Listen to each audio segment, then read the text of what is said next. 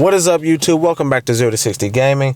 Today we're going to talk about Borderlands 2. Now, I recently dumped about 350 hours into the game, and you're probably thinking, that's a lot of time to put in the game. Obviously, you enjoyed it. And truth is, I really did. I thought it was a pretty good game.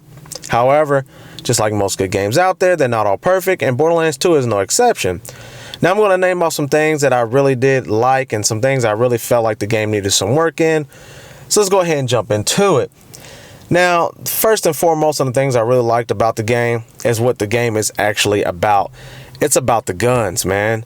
They have a crap ton of guns to choose from, and they have these weapon manufacturers in the game that has their own quirks or abilities, or just their characteristics. They have characteristics that separates them from one another. Like, for example, the TDR weapon manufacturer, you know, instead of taking the time out to drop the empty magazine out and replacing it with a full one, instead you throw the gun like a grenade and it explodes on the moment of impact. It's great. It's awesome. And then it digistructs right back into your hand, and then you just go back to shooting again. It's great. And like the Hyperion weapon manufacturer, the longer you shoot the automatic rifle or SMG or pistol, the better the accuracy becomes. It's great. I mean, those little characteristics in the guns kind of like make the game pop, and I really love it. Now, on to number two. Let's go ahead and talk about the lore. I kind of enjoyed the lore in the game. Like, it's not over the top. It's not really complicated. You know, just to make things simple, you have your antagonist, and he's trying to open up a vault and then release a vault guardian that could destroy all life on Pandora, and you're basically trying to stop him. You know, Handsome Jack, dude, he's a really good antagonist. I really enjoyed his role in the game. It was pretty good, man. Like, he has all the qualities that an antagonist should have. And, you know, he's an a-hole, he's sadistic, he's rich and powerful, and he talks a lot of shit. I'm gonna be straight up, and I love it. He talks shit throughout the entire game, and I thought that was pretty cool. Now, let's move on to the DLC packs. Now, the DLC packs were pretty decent. I enjoyed just about every one of them. My favorites in particular were Tiny Tina's Assault on Dragon Keep and Toric's Campaign of Carnage. Those are my favorite. I really enjoyed those. They did recently drop a couple of months back. They dropped Commander Lilith in the Fight for Sanctuary. That was pretty good too. Moving on to some things I really did not like about the game, and number one on this list is going to have to be the element slag. Now, there are multiple elements in the game. You got the fire, shock, corrosive, and it's pretty easy to use. But when it comes to slag is kind of a pain in the butt to use. I wouldn't say pain in the butt, but it's more repetitive. You know, you get to do additional damage once you apply slag to your target, which is cool and all. But in order to apply slag and then actually do the additional damage was the problem for me. Now, I'm going to break this down to you for those who don't know.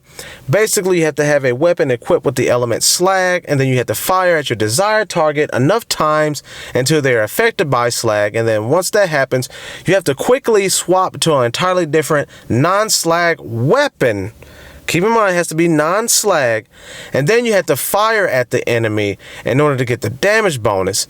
And then once your enemy is not slagged anymore, then you got to switch back to your slag weapon and repeat the process over. Now, it's a repetitive process I really didn't like to do just for the additional damage. Now, however, if you're playing with a character named Axton, now if you build his turrets right, they will fire off slag rounds, so they'll do all the slagging for you. Meanwhile, you can just keep the same weapon you have, well, at least not a non-slag weapon, and just shoot at the enemy and get the additional damage bonus. Basically, that's just saving you from doing all the weapon swapping back and forth, which I did not like.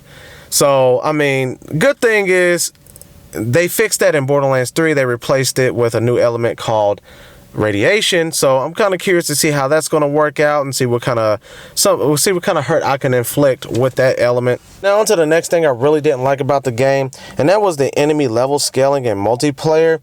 Now that was a huge problem for me because a buddy and I, we had different work hours, and he was able to put a little bit more time in the game than I could.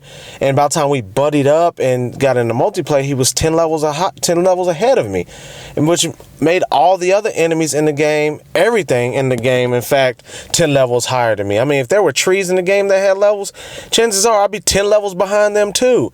And I mean, dude, I was getting one shot by all the enemies in there, even the weakest enemy. I was getting one shot, and I surely couldn't deal damage. Even with affecting them with slag, I still couldn't do any damage to them.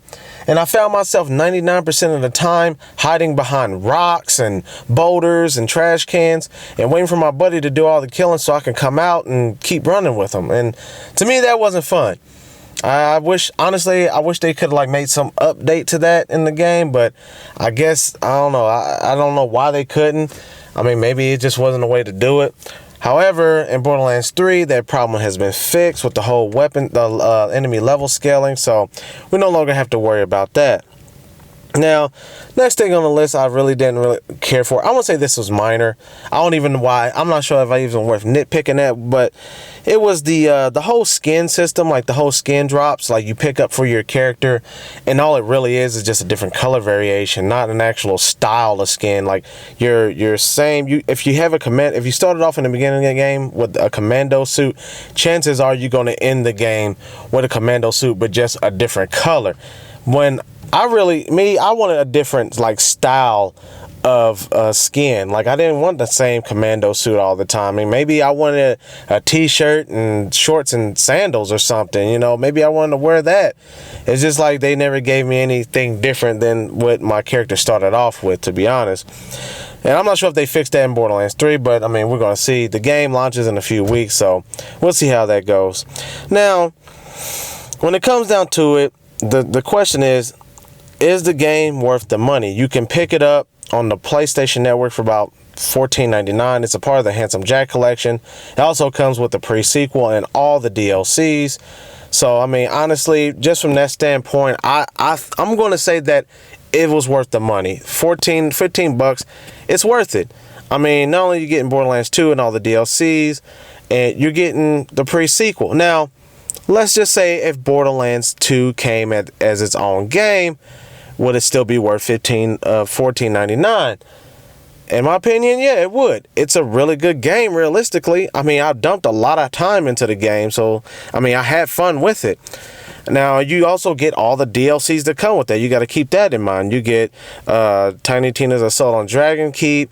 You get the additional characters. You get a lot for very little. So, in my opinion, $15 for a couple of games and all the DLCs, it's worth it, especially if you can put at least 30 to 40 hours into it before putting down a controller permanently.